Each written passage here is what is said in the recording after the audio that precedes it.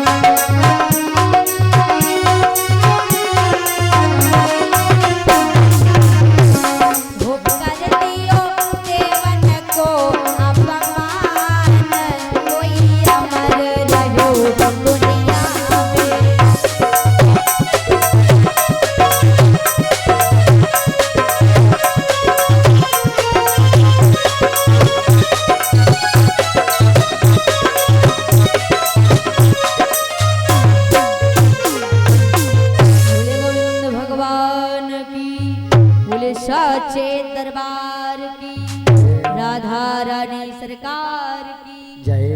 1100 मुद्राएं ब्रह्मादि भैया प्रजापति निमतापुर से भगवान के जन्म में अपनी बूढ़ कमाई दान किया है। हरि जी कल्याण करे, जीवन मंगलमय हो और भोले बाबा सदा भंडार भक्तों का भरते रहे। बताया गया है, अरे नर काहे पे करत गुमान, कोई ना अमर रहो दुनिया में।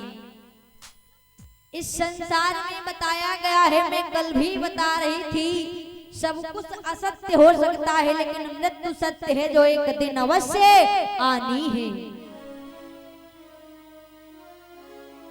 मृत्यु सत्य भी आया है, सो जाएगा राजा रंग फकीर। कोई सिंहासन चढ़ चलो, कोई बंद हो जात जंजीर।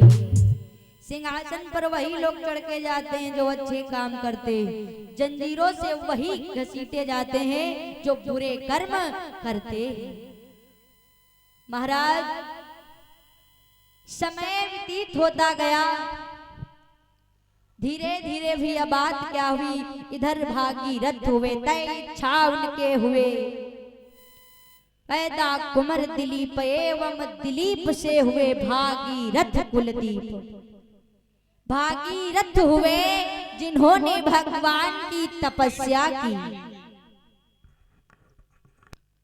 हरि की तपस्या की भैया, और प्रभु को जो है प्रसन्न कर लिया। 12 वर्षों तक भगवान की तपस्या की और परम पिता परमात्मा को प्रसन्न कर लिया। जिस समय विष्णु भगवान प्रकट हुए, मांगो भक्तराज मैं तुम्हारी भक्ति से बड़ा ही प्रसन्न हूँ, मैं तुम्हारी भक्ति से बहुत ही प्रसन्न हुआ, बहुत ही खुश हुआ। जो भी मांगना चाहते हो भक्तराज मांग सकते हो। जिस समय महाराज भागीरथ कहने लगे, प्रभु हमें चाहिए कुछ नहीं आपसे, मैंने आपकी तपस्या की, आप हमारी भक्ति से प्रसन्न हो गए। अगर आप हमें देना ही चाहते हो तो जरा मेरी बात ध्यान से सुनिए। आप हमें देना ही चाहते हो यदि कुछ, तो आप मेरी बात सुनिए। हम गंगा जी को पृथ्वी पर लाना चाहते हैं। आपको भी पता है जो 60,000 पुत्र शमशान घाट में सोए हैं, उनका कल्याण तभी होगा जब गंगा की उत्पत्ति इस धरातल पर होगी। ऐसा करिए, हम गंगा जी को पृथ्वी पर लाना चाहते हैं। महाराज जिस समय विष्णु भगवान कहने लगे, अच्छा ऐसी बात है, गंगा की उत्पत्ति धरातल पर करवाना चाहते हो, तभी उन 60,000 पुत्रों का कल्याण होगा। तो चल पड़े भैया। जिस समय आसमंजस ने गुरुदेव महाराज से पूछा था, गुरुदेव ने कहा था कि जब गंगा की उत्पत्ति इस धरातल पर होगी तभी उन 60,000 पुत्रों का कल्याण होगा। तो आसमंजस ने ये भी पूछा था कि गंगा मैया इस टाइम है कहाँ? हमें तो पता भी नहीं है कि इस टाइम गंगा मैया कहाँ है। उसी समय गुरुदेव ने बतलाया था कि सुनो, इस समय गंगा कहाँ है। वो जब विष्णु देव ने बलि द्वारे कहने लगे, सुनो, जिस समय राजा बलि के द्वारे विष्णु भगवान ने अपना स्वयं रूप बढ़ाया था, उनका एक चरण ब्रह्मलोक में ब्रह्मा जी के पास पहुंचा था। ब्रह्मा जी ने उन चरणों को धुल करके उस जल को कमंडल में रख दिया था। ब्रह्मलोक में ब्रह्मा जी के पास गंगा मैया उस कमंडल में उपस्थित है। महाराज जिस समय भागीरथ जो है चल पड़े भैया। विष्णु भगवान इधर ब्रह्मलोक में ब्रह्मा जी के पास भागीरथ को लेकर आए। ब्रह्मा जी से कह करके गंगा मैया को बुलवाया। जब गंगा मैया से इस धरातल पर, इस पृथ्वी पर जाने की बात हुई तो मैया ने कहा, रे मैं वहां मृत्य लोक में जाऊंगी, मैं तो वहां पर चंडालों व राक्षसों के बीच में रहूंगी तो मैं मैली हो जाऊंगी। गंगा मैया कहने लगी, महाराज प्रभु क्षमा करना, मृत्य लोक में आप हमें भेज रहे हो, मैं तो वहां चंडालो, अरे मेरा कैसे वहां पर कल्याण होगा। चंडालों राक्षसों के बीच मृत्य लोक में हमारा कैसे कल्याण होगा। प्रभु कहने लगे, मैया तुम जब वहां पर फिर से मैली हो जाओगी तो ये संत लोग जो हैं जब इस गंगा जल से स्नान करेंगे, ये जल भोले बाबा के ऊपर चढ़ाया जाएगा, तुम फिर से साफ शुद्ध हो जाओगे। जिस समय महाराज प्रभु ने इतनी बात मैया से बतलाई, भागीरथ ने विष्णु भगवान की तपस्या की थी, वह भोले बाबा की भी तपस्या की थी। भोले बाबा की भी तपस्या की थी, भोले बाबा को भी प्रसन्न किया था। बताया गया है तपस्या व सतियों में बड़ी ताकत होती है भैया। महाराज जिस समय भोले बाबा की भी तपस्या की थी भैया, भोले बाबा ने अपनी एक जटा को 3 भाग में खोला था। एक जटा को अपनी 3 भाग में खोला था और त्रिशूल को लेकर खड़े हो गए थे। जिस समय त्रिशूल को लेकर खड़े हो गए थे भैया, बताया गया है बोले संत समाज की, ए सुरपुर से गंगा चली और अभिमान दिलमा, अभिमान दिलमा लटकी है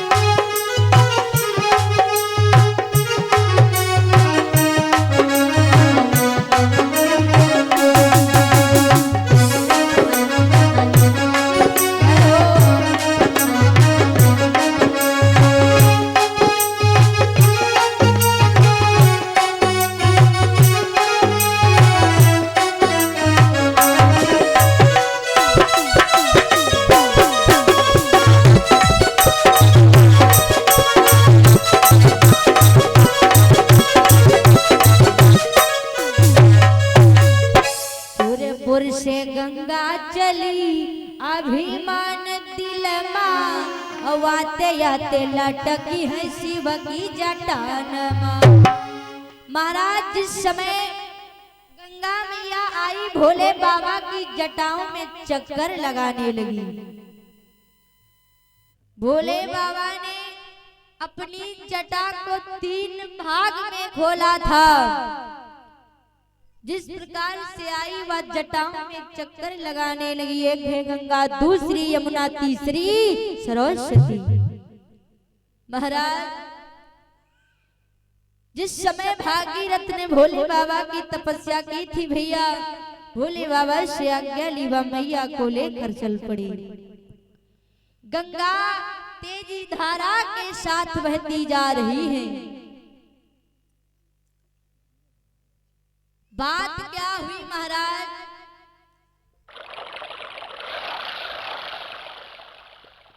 एक बहुत बड़ा सामने पर्वत पड़ गया तो मैया वहीं पर फंस गई। अब आगे जाने का कोई रास्ता नहीं दिखा। हाँ, बात क्या हुई, सामने एक बहुत बड़ा पर्वत पड़ गया। बोले संत समाज की, गुरुदेव भगवान की। दादी जय नाय बोलते हो। बोले संत समाज की, प्रेम से बोले हनुमान जी महाराज की, बोले राधा रानी की, गुरुदेव भगवान की, संत समाज की। इतनी धीरे धीरे मुरली बजायो रसिया।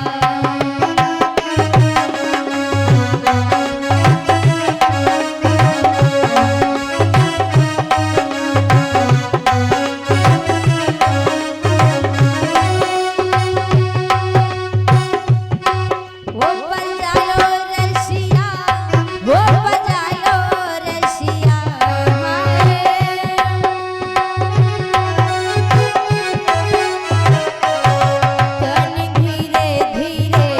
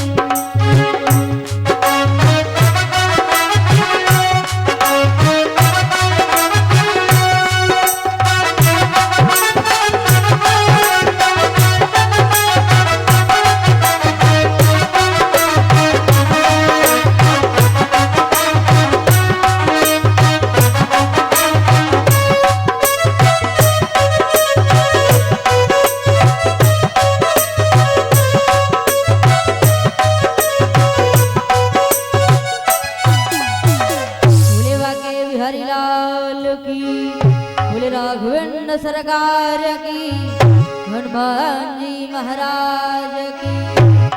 महाराज जिस समय इधर आज सामने बहुत बड़ा पर्वत पड़ गया तो मैया विचार करने लगी अब आगे कैसे जाया जाए। तो मैया ने क्या किया, भागीरथ से कहने लगी सुनो भागीरथ जाओ इंद्र के पास, देवराज इंद्र के पास जाओ, उनके पास में एक ऐरावत हाथी है, उस हाथी को लेकर आओ। एक ऐरावत हाथी है उसको लेकर आओ, वो हाथी से पर्वत के अवश्य खंड खंड कर देगा, तोड़ देगा। तो भागीरथ ने मैया की बात सुनी और चल पड़े देवराज इंद्र के पास। इंद्र के पास आए भैया, इंद्र से कहा तो देवराज इंद्र कहने लगे महाराज ऐरावत हाथी को ले जाना चाहते हो तो अवश्य लेकर जाओ, लेकिन अगर वो जाना चाहता है तभी, अन्यथा महाराज अगर उसने इनकार कर दिया जाने से तो महाराज क्षमा करना, हम कुछ नहीं कह सकते। अगर जाना चाहता है तो अवश्य लेकर जाओ, लेकिन अगर नहीं जाना चाहता है तो हम क्षमा चाहते। जाओ जाकर पूछ के आओ। इधर महाराज हाथी के पास में आए, ऐरावत हाथी से कहा कि चलो तुम्हें गंगा मैया ने बुलाया है। अच्छा गंगा को हमारी जरूरत पड़ गई, हाँ तुम्हें मैया ने बुलाया है। बताया गया है गांव में कोई भैया तक जाओ, उनसे कहो ए भैया तुम चलो, अगर यू काम तुम ना करी हो तो फिर कोई करे वाला पैदा नहीं होगा। तो और बाबत कि हमरे सिवा कोई काम करे वाला पैदा ही ना है बाबा। हे भैया महाराज जिस समय ऐरावत हाथी कहने लगा अच्छा मेरे को गंगा ने बुलाया है, गंगा को आज हमारी जरूरत पड़ गई, हाँ चलो तुम्हें मैया ने बुलाया है। अभिमानी कहने लगा अच्छा गंगा को हमारी जरूरत पड़ गई आज, तो जाओ जाकर गंगा से कहो जाके।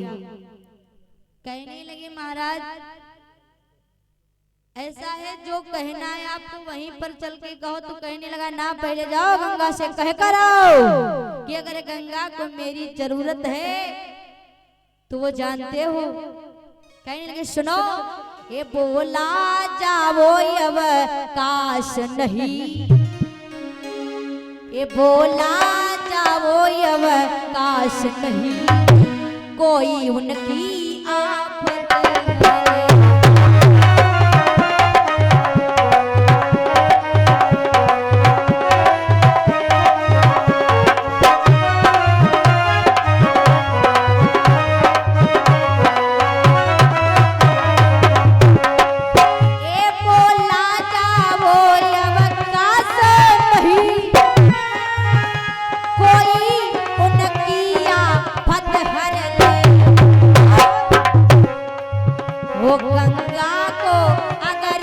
जरूरत है एक गंगा को अगर जरूरत है तो मुझसे वो शादी कर ले।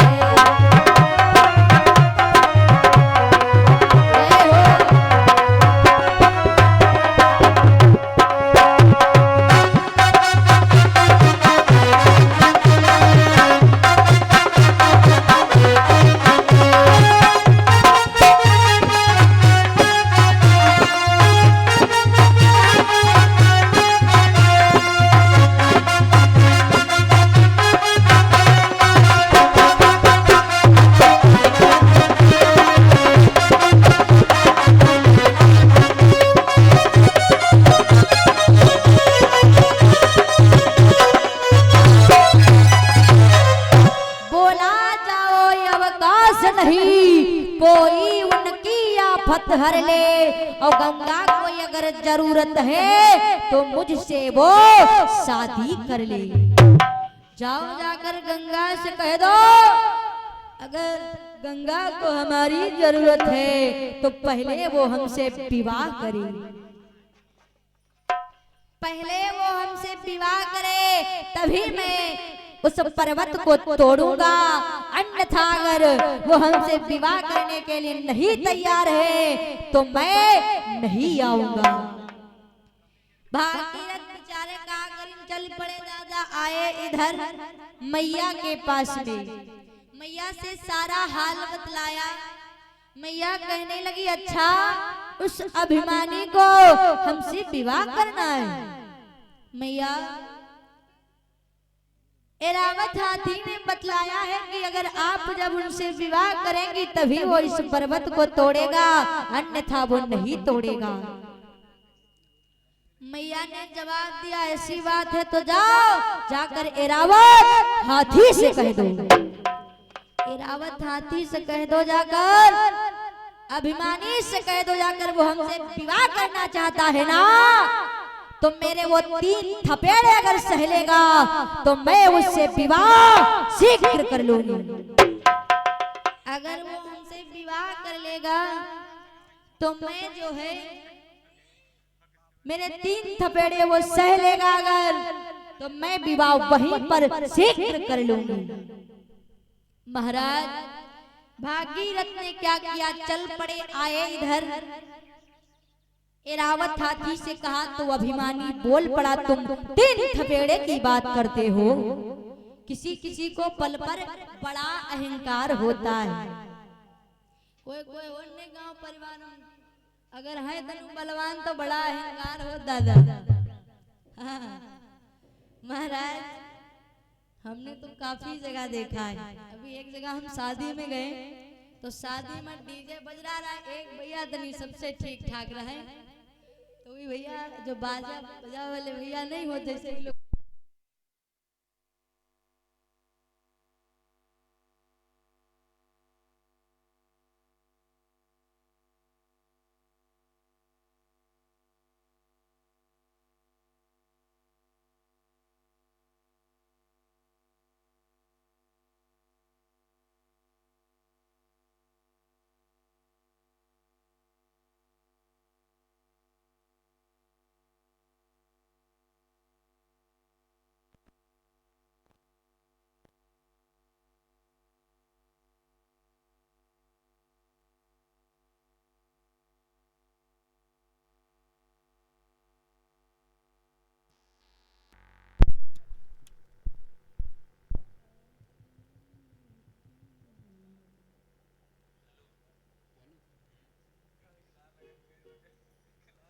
श्राद्धे जाओ श्राद्धे सीताराम, जय श्री राधे, जय श्री श्याम, जय जय वृंदावन धाम, बोले गोविंद भगवान की, बोले साचे दरबार की, राधा रानी सरकार की, प्रेम से बोले वृंदावन बिहारी लाल की।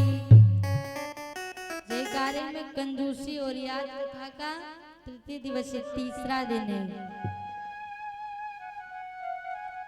बताया गया है जहां तलक जय की आवाज जाती है वहां तलक पाप की क्षय हो जाती है।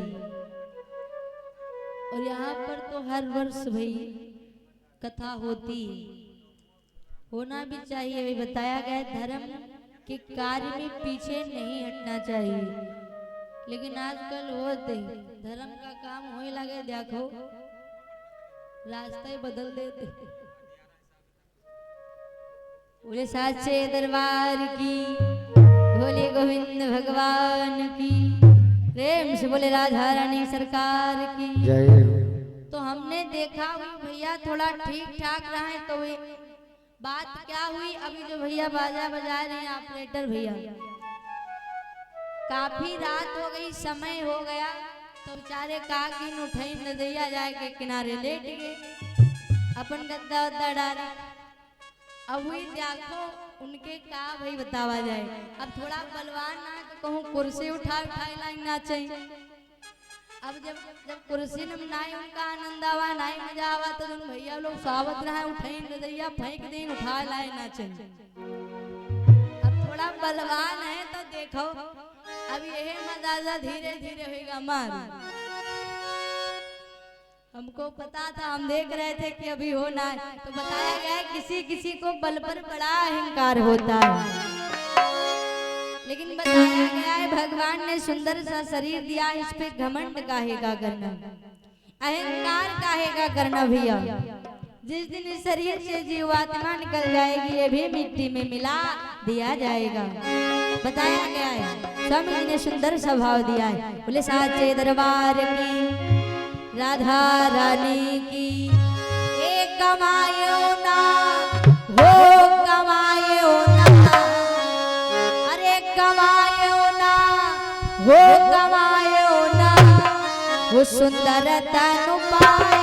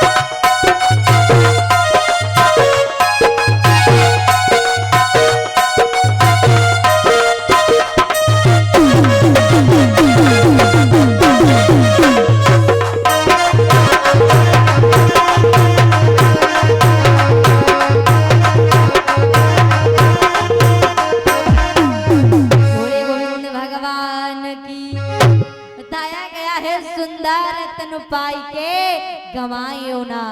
सुंदर सा शरीर मिला है, मुख से गुणगान करो, हाथों से दान करो। दानों करना बहुत जरूरी। कमाए कमाए गड्डी रख रहे हो, या तो ले जाइए अल्लाह वाले, या तो ले जाइए हाँ औका हमारे घेर घेर कमाए कमाए रखा जाए रहे हो, हाँ फिर जो है ऐसा है, ना ले जाए आला वाले, ना ले जाए भाला वाले, अब आए के यहाँ बड़ा भोले बाबा के चरणों में दान कर दो, है ना। दान करना बहुत जरूरी है महाराज। कमाई का 10वां अंश दान करना चाहिए। बोले साचे दरबार की, गोविंद भगवान की। इधर भैया एरावत हाथी के पास में भागीरथ आए, कहने लगे मैया ने बतलाया है कि तुम अगर उनके 3 थपेड़ा सह लोगे तो वो तुमसे विवाह अवश्य कर लेंगे, अन्यथा वो विवाह नहीं करेंगी। महाराज अभिमानी चल पड़ा, तुम 3 थपेड़े की बात करते हो, मेरे में इतना बल है, इतना बल है, जितने कहो उतने थपेड़ा सह सकता हूं। बहुत अभिमान भी अपने बल पर चल पड़ा अभिमानी, चल पड़ा अभिमानी। आया मैया के पास में, वो मैया से कहने लगा संघ मां कैलो विवाह हो, ये संघ मां कैलो विवाह हो, बात मानो हमारी।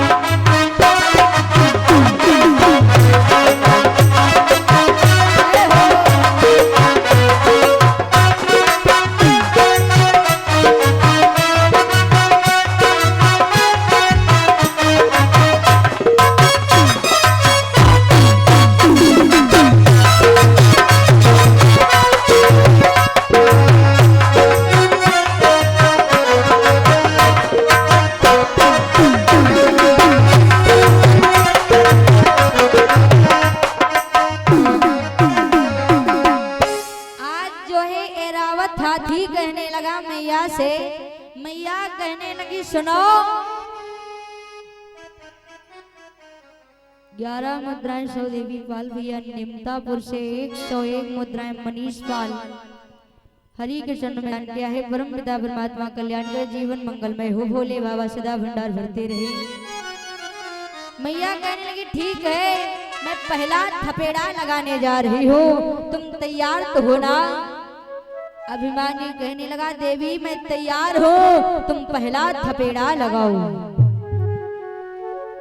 मैया ने पहला थपेड़ा लगाया। भैया बात क्या हुई, एक ही थपेड़ा लगते ही मैया ने एक ही थपेड़ा लगाया। भैया बात क्या हुई, एक ही थपेड़ा लगते ही उस पापी का मन उब गया, दूसरा थपेड़ा लगते ही अभिमानी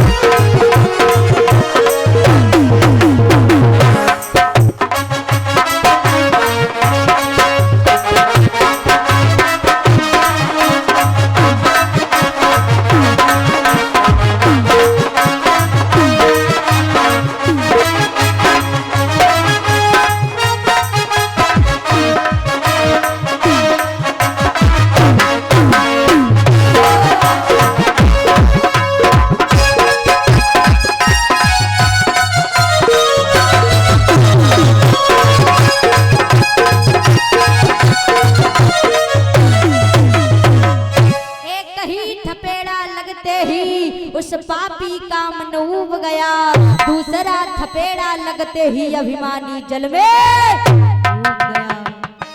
ए भैया मैया मैया कहकर चिल्लाने लगा, जिस समय मैया मेरे को जल से बाहर निकालो, नहीं तो मैं डूब जाऊंगा और मर जाऊंगा। मैया कहने लगी काहे वही तो बिहाव करैया रहा का होगा। मैया मैया कहकर चिल्लाने लगा। मैया ने क्या किया भैया, एरावत हाथी को जल से बाहर निकाला, उस पर्वत को तोड़ा हुआ मैया आगे चल पड़ी। वाह, परम पूज्य गुरु जी का व्यास मंच पर आगमन हो चुका है। बड़ी मंगलमय